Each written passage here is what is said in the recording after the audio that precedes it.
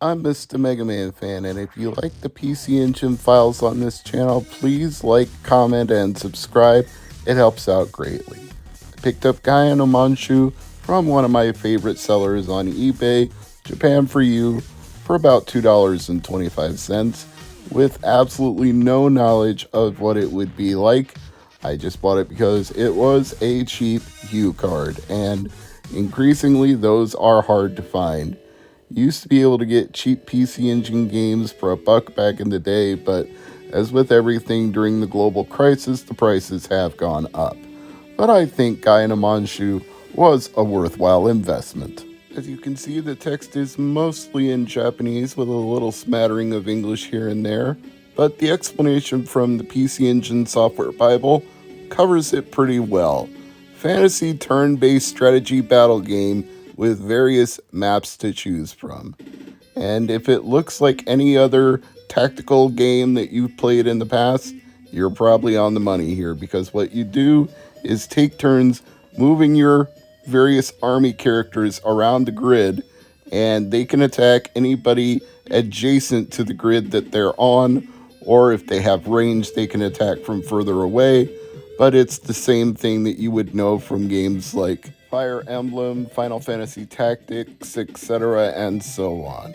In fact, Gaia no Monshou is considered to be the direct predecessor to the Langrisser aka Warsong series, which was what led to games like Fire Emblem. So, when you think of this genre, this is considered to be one of the pioneering games in the field. Although, according to at least one source that I've looked at, the PC Engine version had to be, shall we say, limited compared to the home computer version. But it strikes me that they did a fairly good job in the process of converting it to PC Engine, because I find it to be very playable, even in Japanese. In fact, from turn to turn, you don't have to move all of the players on the field. You can actually auto-select, move all of my pieces adjacent to whatever monster they can attack, and it will advance all of the playfield up for you. Maybe that's a lazy way to play, but I think for the purposes of demonstrating the game, it's more than effective here. And if you really want to do a deep dive into it, you can find a ROM and go turn for turn. Or you can just get it from an eBay seller if it's still available for $2.25, because that's a very reasonable price for a turn-based strategy game on the PC Engine, or pretty much any console these days. Let's just be honest about it. Would I recommend this game? Yes. It's not the greatest in graphical fidelity. It's just kind of average looking. The music is not the greatest in the history of all gaming. It's pretty average, par for the course. But average in both of those categories equals a good game. It doesn't suck.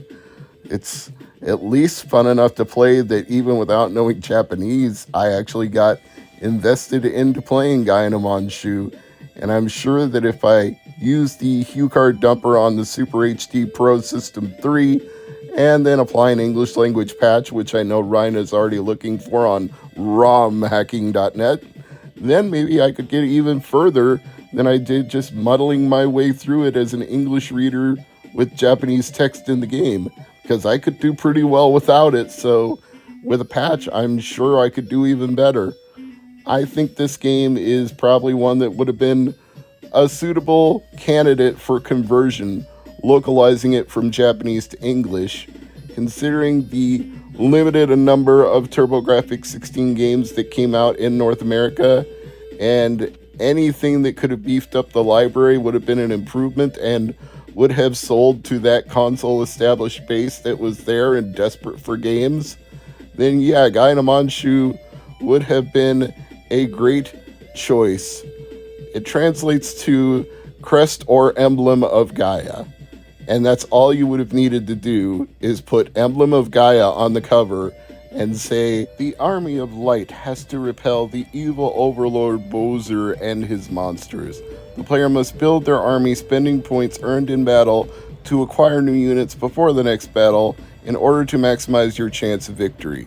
You have to defeat as many enemy units as possible while securing your own unit's safety to have the most points for the following conflict. Points are awarded based on the strength of your enemy, but points are lost if members of your army are defeated. Turns do not necessarily alternate between the player and computer. Rather, which side begins a round is determined by a coin toss. I borrowed most of that from the strategy wiki, freestyled a little bit here and there, but that's what you would put on the cover of this game if you wanted to sell it to North American players. It would have been so easy. But as with so many things in the TurboGrafx 16's history, opportunities were missed, chances that should have been taken were not, and they fell way behind in the market compared to every other console in North America, even though in Japan the PC Engine cooked along and at times did better than Sega or Nintendo, although it did eventually sputter out. But for a while, the PC Engine was a serious rival to those two companies in Japan and is now fondly remembered there, even if it is less known here. But that's why the PC Engine files exist, right? So we can dig deeper into the wonderful library of games this system has and give you more options to explore. So feel free to download a ROM and try this one for yourself. And if you like it, buy it. And if you don't, delete it. No harm, no foul if you just tried it before buying it, right? So if you like it, leave a comment below and say thank you for the recommendation on Gaia Monshou. And if you didn't like it, then leave a comment about that too. Just say strategy games aren't my thing, turn-based tactical games aren't my thing. Hey, I understand. I don't like all of them, but it just so happens I like Gaia Monshou, and I think it would be a good one for a PC Engine player looking for more games to play, especially considering the bargain price I was able to get it at. If you're bundling up shipping and you're getting a bunch of games and somebody has a copy of this loose for cheap, throw it in. You're not going to lose anything. Worst you're going to be out is a couple more bucks when you're already paying $20 for shipping to begin with. So maximize that value. Get the most you can out of your orders when you're importing games. Don't half-ass it. Even if you spend a few bucks more, make the cost of shipping work for you. When you can get it down to like $1 a game, when you get like 15 or 20 games, then you have really succeeded at beefing up your library. And this is one to beef up your library with. Try it, and then hopefully buy it. But if not, thank you for watching anyway. Like, share, comment, subscribe, because all of those things help. I am Mr. Mega Man Fan.